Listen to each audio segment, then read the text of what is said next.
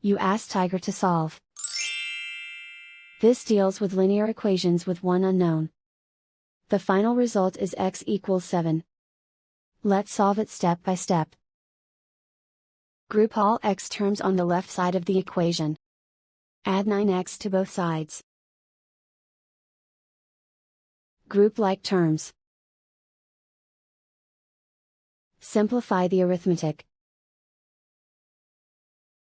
Group like terms.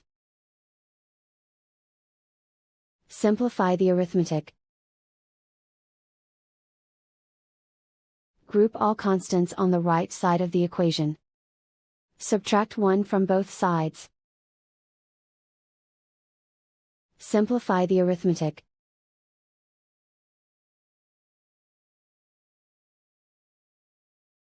Isolate the x. Divide both sides by -3. Cancel out the negatives. Simplify the fraction. Cancel out the negatives.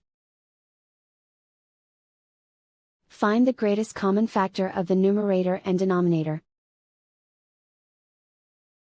Factor out and cancel the greatest common factor.